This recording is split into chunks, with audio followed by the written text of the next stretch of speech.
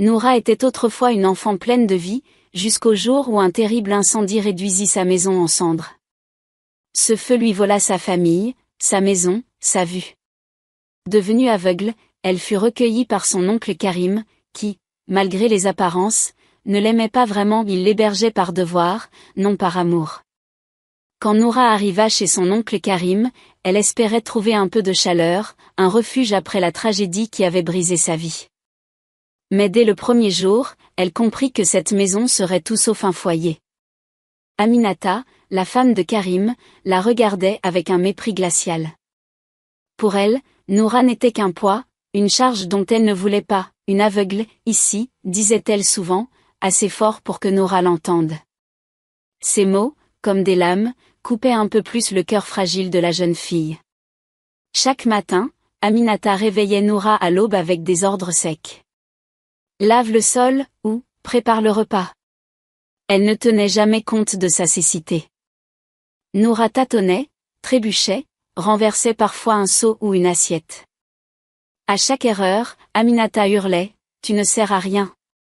Pourtant, Noura s'efforçait de bien faire. Elle apprenait à reconnaître les objets au toucher, à se repérer grâce aux sons et aux odeurs. Mais rien n'était jamais assez pour Aminata. Cette femme semblait prendre un plaisir cruel à l'humilier, comme si la souffrance de Noura apaisait une colère profonde en elle. Les journées étaient longues et lourdes. Noura passait des heures à frotter, à ranger, à obéir. Ses mains, autrefois douces, devenaient rêches à force de travail. Parfois, elle se brûlait en cuisinant ou se cognait contre un meuble mal placé. Aminata ne montrait aucune pitié. « Tu veux qu'on te garde ? Alors rends-toi utile, lançait-elle. » Ces paroles restaient gravées dans l'esprit de Noura, la convainquant qu'elle n'avait aucune valeur. Le pire était le silence de Karim. Il voyait tout, mais ne disait rien. Peut-être par lâcheté, ou parce qu'il ne voulait pas affronter sa femme. Noura aurait aimé qu'il la défende, ne serait-ce qu'une fois. Mais il se contentait de hocher la tête et de détourner le regard. Ce silence était une autre forme de rejet, plus sournois, mais tout aussi douloureux. Dans cette maison sans cœur, Noura apprenait à se taire. Elle cachait ses larmes, ses peurs, ses espoirs. Elle comprenait que personne ici ne l'aimerait. Elle n'était qu'un fardeau, un objet encombrant qu'on tolérait à peine.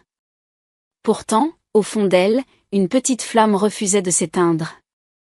Elle rêvait encore, en secret, d'un monde où quelqu'un la verrait autrement que comme une charge. Elle ignorait alors que cette maison n'était que le début d'un chemin encore plus sombre, où sa force serait mise à rude épreuve. Mais pour l'instant, elle survivait, jour après jour, dans un foyer où l'amour n'existait pas. Si la maison de Karim était un enfer, Yassine, le fils d'Aminata, en était l'un des pires bourreaux. Ce cousin, à peine plus âgé que Noura, semblait avoir fait de sa souffrance un jeu. Pour lui, la cécité de Noura était une source inépuisable de divertissement. Il ne ratait jamais une occasion de la tourmenter, comme si son malheur le rendait plus grand, plus fort. Yassine avait un rire aigu, cruel, qui résonnait dans la maison. Il adorait cacher la canne de Noura, celle qui l'aidait à se déplacer. Elle la cherchait à tâtons, paniquée, tandis qu'il ricanait depuis un coin de la pièce. Parfois, il la laissait errer pendant des heures avant de la lui rendre, comme si c'était une faveur. D'autres fois, il déplaçait des meubles pour qu'elle se cogne. « Oh, pardon, tu ne l'as pas vue » disait-il en riant avec ses amis, qui se joignaient à ses moqueries. Ses rires étaient comme des coups pour Noura, chacun la faisant se sentir plus petite, plus inutile. Un jour, alors qu'elle traversait la cour, Yassine tendit une corde en travers de son chemin. Noura trébucha et tomba lourdement, ses mains écorchées sur le sol.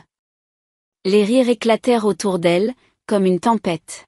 « Regarde-la, elle ne sait même pas marcher » cria Yassine.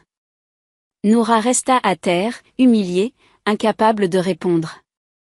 Elle voulait disparaître, devenir invisible pour que personne ne puisse plus la blesser.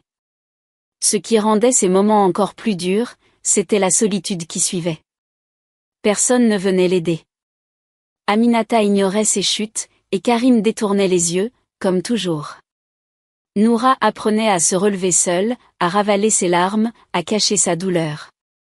Mais chaque moquerie de Yacine laissait une marque, un poids de plus sur son cœur déjà brisé. Pour Yacine, Noura n'était rien. Il le lui répétait souvent, « Tu crois que t'es quelqu'un ? T'es juste un problème pour tout le monde. » Ces mots s'enfonçaient en elle, la convainquant peu à peu qu'elle n'avait pas sa place dans ce monde. Elle se demandait parfois pourquoi elle était encore là, pourquoi elle continuait à lutter. Pourtant, même sous les rires cruels, Noura gardait une force cachée.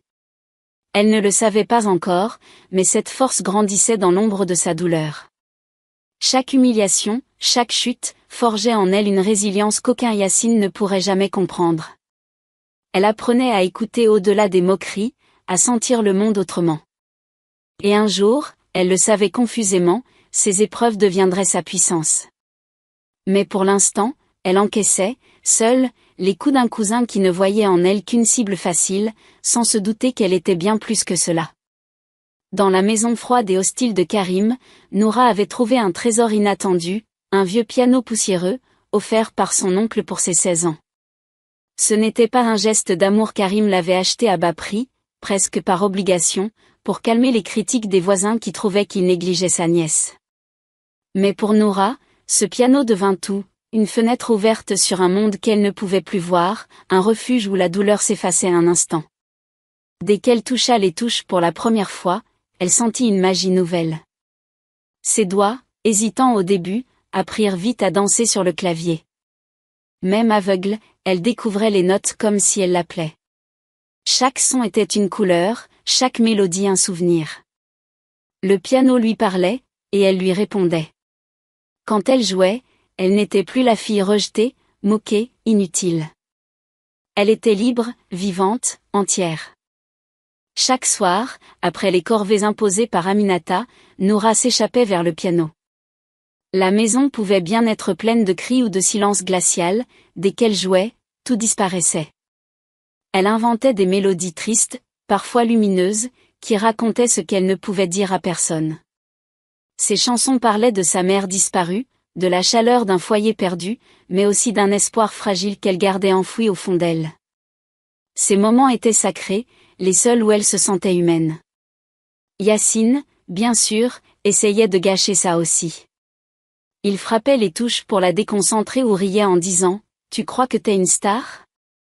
Personne n'écoutera une aveugle. » Mais Noura avait appris à l'ignorer. Quand elle jouait, sa voix intérieure était plus forte que ses moqueries. Le piano était son bouclier, un monde où personne ne pouvait l'atteindre. Parfois, elle jouait jusqu'à ce que ses doigts soient douloureux, jusqu'à ce que la nuit enveloppe la maison.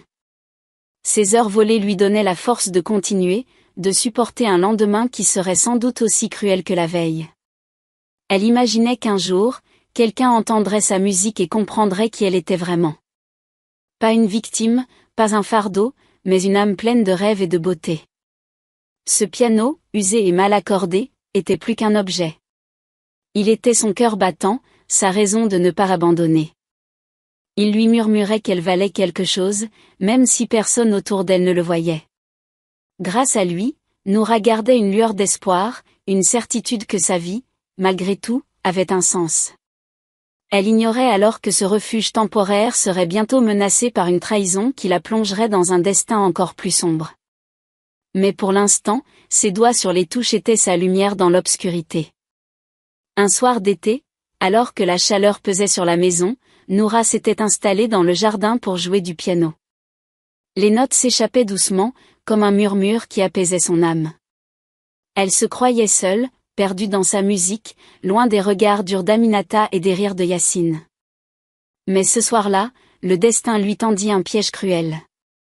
En s'arrêtant pour reprendre son souffle, elle entendit des voix venant de la maison. C'étaient Karim et Aminata, qui parlaient à voix basse, pensant que personne ne les écouterait. Noura tendit l'oreille, son cœur battant plus fort. Les mots qu'elle saisit la glacèrent. 20 millions, Aminata. 20 millions, disait Karim, la voix pleine d'excitation. Cet homme, Djalil, il la veut. Il paie pour l'avoir comme épouse. On est enfin débarrassé d'elle. Aminata riait, Un rire sec et méchant. Une aveugle qui rapporte autant? On a bien fait de la garder. Chaque phrase était comme un coup de poignard. Noura comprit, horrifiée, qu'il parlait d'elle. Son oncle, celui qui était censé la protéger, venait de la vendre comme un objet. Son premier réflexe fut de croire qu'elle avait mal entendu. Karim, malgré son indifférence, ne pouvait pas être aussi cruel, n'est-ce pas? Mais les mots continuaient, précis, implacables. Djalil est riche, il s'en fiche qu'elle soit aveugle. Il veut juste une femme docile, ajouta Karim. Aminata ricana, docile? Elle a intérêt à l'être, sinon il nous la renverra. Noura sentit ses jambes trembler. Elle s'accrocha au piano, cherchant un appui, mais rien ne pouvait arrêter la douleur qui montait en elle. Son propre oncle l'avait trahi. Il avait mis un prix sur sa vie, sur son avenir. Elle resta figée, incapable de bouger. Les voix s'éloignèrent, mais les mots restaient, gravés dans son esprit. 20 millions. Épouse. Djalil. Tout tournait dans sa tête. Elle n'était plus une personne pour eux, juste une transaction, un moyen de s'enrichir. Même Yacine, avec ses moqueries, n'avait jamais atteint une telle cruauté. Cette trahison était plus profonde, plus dévastatrice, car elle venait de ceux qui auraient dû être sa famille. Noura ne joua plus ce soir-là. Ses doigts, d'habitude si agiles, restaient immobiles. Elle rentra dans sa chambre, le cœur en miettes, et s'allongea dans le noir. Elle se demandait ce qu'elle avait fait pour mériter ça. Pourquoi le monde semblait décidé à la briser encore et encore? Pourtant, au fond de sa douleur, une petite voix lui murmurait de ne pas céder. Elle ne savait pas encore comment, mais elle refusait de se laisser réduire à un prix. Cette nuit-là, dans son silence, Noura commença à rassembler les morceaux de son courage pour affronter ce qui l'attendait. Le lendemain matin, Noura se réveilla avec un poids sur la poitrine. La conversation qu'elle avait surprise la hantait encore.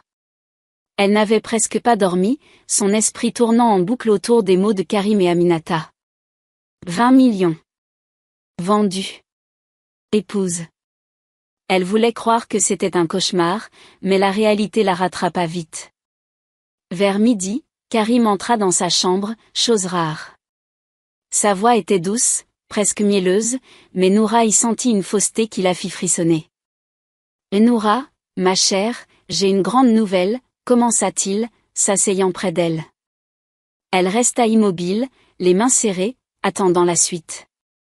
Un homme très riche, Djalil, veut t'épouser. C'est une chance incroyable pour toi. Il parlait comme si c'était un cadeau, une bénédiction. Mais Noura savait la vérité. Ce n'était pas une proposition, pas un choix. C'était un marché, et elle en était l'objet. Elle garda le silence, incapable de répondre, mais son cœur battait à tout rompre. Karim continua, décrivant Djalil comme un homme puissant, respecté, qui prenait soin de ses proches. Chaque mot sonnait faux, comme une pièce de théâtre mal jouée. Il évitait son regard, elle ne pouvait pas le voir, mais elle le sentait dans sa voix hésitante. Tu auras une belle vie, Noura. Une maison, des robes, tout ce que tu veux. Il parlait de luxe, mais elle n'entendait que des chaînes. Une belle vie? Elle n'était pas naïve. On ne vend pas quelqu'un pour son bonheur. Aminata entra à son tour, incapable de rester en dehors de cette mascarade. Tu devrais être reconnaissante, lança-t-elle, sans cacher son mépris. Une fille comme toi, aveugle, sans rien, et quelqu'un veut bien de toi. C'est un miracle. Ces mots étaient comme du poison. Noura sentit une colère sourde monter en elle, mais elle la contint. Elle savait que répondre ne servirait à rien. Aminata voulait juste la rabaisser, comme toujours. Karim ajouta quelques détails, disant que Djalil viendrait bientôt, que tout était déjà arrangé. Il parlait vite, comme pour cacher sa culpabilité. Noura, elle, comprenait l'essentiel, son destin ne lui appartenait plus. Elle n'était plus une nièce, ni même une personne. Elle était une marchandise, emballée dans de belles promesses pour mieux être livrée. Quand ils quittèrent la pièce, elle resta seule, le silence pesant autour d'elle. Elle toucha le bord de son lit, cherchant quelque chose de familier pour se raccrocher. Elle pensa à sa mère, à son rire d'autrefois, à une époque où elle se sentait aimée. Maintenant, elle n'avait plus que sa propre force pour avancer. Cette annonce, si cruelle, lui faisait comprendre une chose. Elle devrait se battre, d'une manière ou d'une autre, pour reprendre le contrôle de sa vie. Même si elle ne savait pas encore comment. Quelques jours après l'annonce de Karim, un colis arriva à la maison. Noura était dans sa chambre quand Aminata entra, le ton inhabituellement excité. « C'est pour toi, de la part de Djalil », dit-elle en posant une boîte sur le lit. Noura resta immobile, méfiante. Elle n'avait aucune envie d'ouvrir ce paquet, mais Aminata insista, presque impatiente. « Allez, touche. C'est une robe pour le mariage. » Le mot « mariage » résonna comme une sentence. Noura tendit les mains et sentit une boîte soigneusement emballée. En l'ouvrant, ses doigts effleurèrent un tissu doux, soyeux, d'une finesse qu'elle n'avait jamais connue. La robe était légère, ornée de dentelles délicates et de perles minuscules qu'elle devinait au toucher. Aminata décrivit les détails avec un enthousiasme forcé, c'est blanc, avec des broderies dorées. Une robe de princesse. Mais pour Noura, ce n'était pas un rêve. Cette robe, si belle soit-elle, n'était pas un cadeau. Elle était une chaîne, un symbole de sa captivité. Elle passa de longues minutes à explorer le tissu, comme pour comprendre ce que Djalil attendait d'elle.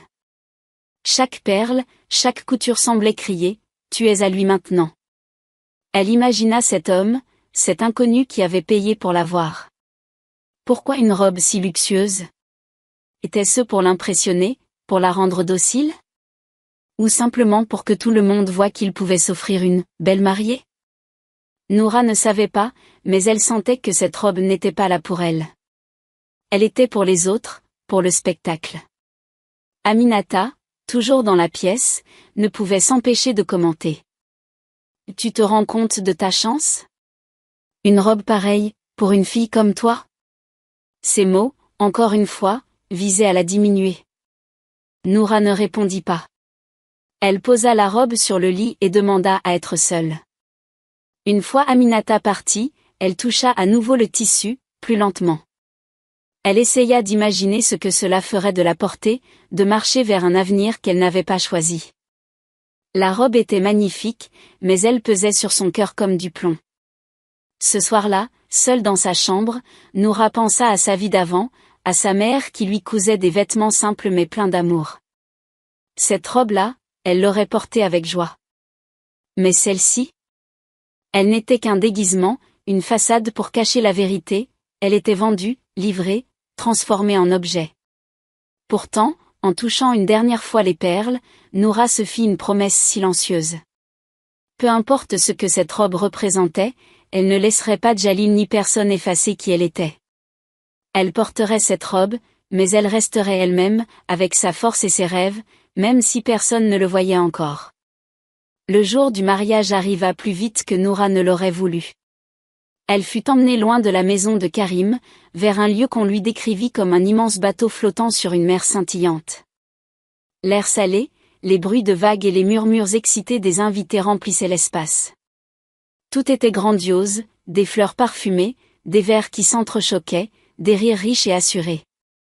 Mais pour Noura, ce décor somptueux n'était qu'une cage dorée, et la cérémonie, une pièce de théâtre où elle jouait un rôle qu'elle n'avait pas choisi. Vêtue de la robe envoyée par Djalil, elle avançait lentement, guidée par une femme qu'elle ne connaissait pas. La robe, si légère au toucher, semblait lourde à porter. Chaque pas résonnait comme une marche vers un destin scellé. Les invités chuchotaient à son passage. Elle devinait leurs regards, certains curieux, d'autres moqueurs. La mariée aveugle, murmura quelqu'un. Ces mots, bien qu'étouffés, lui firent mal. Elle n'était pas une mariée, pas vraiment. Elle était une transaction. Quand elle arriva près de Djalil, elle sentit sa présence avant qu'il ne parle. Son parfum était fort, son aura imposante. Il lui prit la main avec une fermeté qui n'avait rien de tendre. Tu es magnifique, dit-il, mais sa voix était froide, comme s'il commentait un objet bien choisi. Noura ne répondit pas. Elle n'avait rien à dire à cet homme qui l'avait achetée. La cérémonie commença, rythmée par des mots qu'elle entendait à peine. On parlait d'amour, d'engagement, d'avenir. Mais tout sonnait faux. Pour Djalil, c'était un contrat signé. Pour elle, une condamnation. Quand vint le moment des vœux, Noura prononça les mots qu'on lui avait appris, mécaniquement. Sa voix tremblait légèrement, mais elle tint bon. Elle refusait de montrer sa faiblesse, même si son cœur criait de douleur. Les invités applaudirent, des verres tintèrent, et la musique éclata. Tout le monde semblait célébrer, sauf elle. Elle se sentait vide, déconnectée, comme si son âme flottait ailleurs, loin de ce bateau et de cette foule. Après les vœux, Djalil l'entraîna parmi les invités, la présentant comme un trophée. Elle souriait quand on le lui demandait, hochait la tête, jouait le jeu. Mais à l'intérieur, elle se repliait sur elle-même, cherchant refuge dans ses pensées. Elle pensa à son piano, à sa mère, à tout ce qu'elle avait perdu. Ce mariage n'était pas une union, mais une barrière de plus entre elle et la liberté. Quand la soirée s'acheva, Noura monta dans une voiture, toujours guidée, toujours silencieuse. Le bateau s'éloigna, emportant avec lui les rires et les lumières. Elle laissait derrière elle une vie de souffrance, mais elle savait que celle qui l'attendait ne serait pas meilleure. Pas encore. Dans son cœur, une petite flamme brûlait toujours, attendant le moment où elle pourrait reprendre sa vie en main. Après la cérémonie, Noura fut conduite vers ce qu'on lui présenta comme sa nouvelle maison. La voiture roula longtemps, et elle sentit le monde changer autour d'elle. Les bruits de la ville s'effacèrent, remplacés par un calme presque oppressant. Quand la portière s'ouvrit, une bouffée d'air frais l'enveloppa, mêlée d'odeurs de fleurs et de pierres. Une voix féminine, polie mais distante, la guida à l'intérieur. « Bienvenue chez vous, madame, dit-elle. » Mais Noura savait que ce n'était pas un foyer. C'était une autre prison, plus grande, plus luxueuse, mais tout aussi froide. En entrant, elle perçut l'immensité de l'espace. Ses pas résonnaient sur un sol dur, peut-être du marbre. Les meubles, quand elle les effleura, étaient lisses, parfaits, mais sans âme. Tout semblait conçu pour impressionner, pas pour accueillir. La voix de la femme, une employée, sans doute lui décrivit les lieux, un salon gigantesque, des lustres en cristal, des tapis si épais qu'ils étouffaient les sons. Noura écoutait, mais ces détails ne signifiaient rien pour elle. Ce n'était pas sa maison. Elle n'avait rien choisi ici. Djalil apparut brièvement, sa voix toujours aussi détachée. « Repose-toi. Tu auras tout ce qu'il te faut, dit-il avant de disparaître. » Elle entendit ses pas s'éloigner, puis plus rien. Le silence qui suivit était lourd, presque suffocant. Elle était seule, ou presque des domestiques allaient et venaient, mais ils parlaient peu, comme s'ils avaient peur de troubler l'ordre parfait de cette demeure. Noura comprit vite qu'elle n'était pas une épouse ici, pas au sens où elle l'avait imaginée enfant, quand elle écoutait sa mère parler d'amour. Elle était un bien, un objet précieux qu'on avait acquis et qu'on exposait dans une vitrine dorée. Elle explora la maison à tâtons, guidée par les sons et les textures. Les couloirs semblaient interminables, les portes trop lourdes. Tout était magnifique, mais vide d'humanité. Elle trouva une chambre qui serait la sienne, avec un lit immense et des draps soyeux. Mais même là, elle ne se sentait pas chez elle. Chaque objet, chaque mur lui rappelait qu'elle appartenait à Djalil, comme une peinture accrochée pour être admirée. Le soir, seule dans cette chambre, Noura s'assit sur le bord du lit. Elle pensa à la maison de Karim, à ses cruautés, et se demanda si elle avait vraiment gagné quelque chose. Cette nouvelle vie était différente, mais pas meilleure. Les chaînes avaient changé de forme dorée, invisible, mais toujours là. Pourtant, au fond d'elle, elle refusait de se résigner. Cette maison, aussi grande soit-elle, ne serait pas la fin de son histoire. Elle ignorait encore comment, mais elle savait qu'elle trouverait un moyen de se libérer, de faire entendre sa voix. Pour l'instant, elle attendait, dans cette prison de luxe, le moment où tout changerait. Le premier soir dans la maison de Djalil, Noura se sentit plus seule que jamais. Après avoir exploré sa chambre, elle trouva une salle de bain attenante, guidée par le son discret d'un robinet qui gouttait. L'endroit était vaste, comme tout ici, avec des surfaces lisses et froides sous ses doigts. Elle décida de se changer, de retirer cette robe de mariée qui lui pesait comme un mensonge. Lentement, elle fit glisser le tissu, laissant les perles et la soie tomber au sol. Pour la première fois depuis des heures, elle respira librement. Debout, dans le silence, elle se sentit étrangement légère. Sans la robe, sans les regards des autres, elle redevenait Noura, pas une mariée vendue, pas un objet. Elle entra dans la douche, laissant l'eau chaude couler sur elle. Le bruit des gouttes était apaisant, comme une musique douce qui effaçait les événements de la journée. Elle ferma les yeux, même si cela ne changeait rien à son obscurité, et s'abandonna à cet instant. L'eau emportait ses larmes, ses peurs, ne laissant qu'une sensation de calme fragile. Ce qu'elle ignorait, c'était que Djalil se tenait à l'entrée de la pièce. Il était revenu sans bruit, peut-être pour vérifier quelque chose, et l'avait vue. Pas la mariée parfaite qu'il avait achetée, pas la femme docile qui l'attendait, mais Noura, telle qu'elle était vraiment. Ses cheveux mouillés collaient à ses épaules, son visage portait une force qu'il n'avait pas remarquée avant. Elle ne posait pas, ne jouait aucun rôle. Elle était simplement là, vulnérable mais digne, belle d'une manière qu'aucune robe ne pourrait jamais imiter. Djalil resta immobile, incapable de détourner le regard. Pour la première fois, il vit au-delà de la transaction, au-delà de l'idée qu'il s'était faite d'elle. Il avait acheté une aveugle, une femme qu'il pensait pouvoir posséder comme un tableau ou une voiture. Mais là, dans cet instant suspendu, il entrevit autre chose, une personne, avec une histoire, une âme. Il ne bougea pas, ne parla pas. Quelque chose en lui vacilla, un sentiment qu'il ne comprenait pas encore. Noura, elle, ne savait rien de ce regard. Sous l'eau, elle pensait à sa vie, à tout ce qu'elle avait traversé. Elle se souvenait du piano, de ses mélodies, et se promit de trouver un moyen de jouer à nouveau. Cet instant dans la douche était le sien, un espace où personne ne pouvait l'atteindre. Elle ignorait que cet acte simple, se tenir là sans masque, venait de planter une graine dans le cœur de Djalil. Quand elle sortit enfin, enveloppée dans une serviette, la pièce était vide. Djalil était parti, emportant avec lui une image qu'il n'oublierait pas. Noura, elle, se coucha, ignorant que cet instant marquerait le début d'un changement, aussi fragile soit-il, dans l'homme qui croyait tout posséder. Sous la douche, Noura laissa l'eau glisser sur elle, emportant ses larmes silencieuses. Ce moment, si simple, était une pause dans la tempête de sa vie. Elle ne savait pas que Djalil l'avait observée, ni que cet instant avait éveillé en lui une question nouvelle. Pour la première fois, il se demandait qui elle était vraiment. Jusqu'à ce soir, il n'avait vu en elle qu'un achat, une femme acquise pour compléter son monde de pouvoir et de luxe. Mais en la voyant debout, forte malgré tout, il sentit une vérité qu'il n'avait jamais envisagée, Noura n'était pas un objet. Elle était une âme, bien plus profonde que tout ce que son argent pouvait acheter. Noura, elle, ignorait tout de ce changement. Allongée dans son lit, elle repensait à sa journée, à la cérémonie, à la maison froide où elle se trouvait désormais. Elle se sentait petite dans cet immense lit, mais une partie d'elle refusait de se laisser engloutir.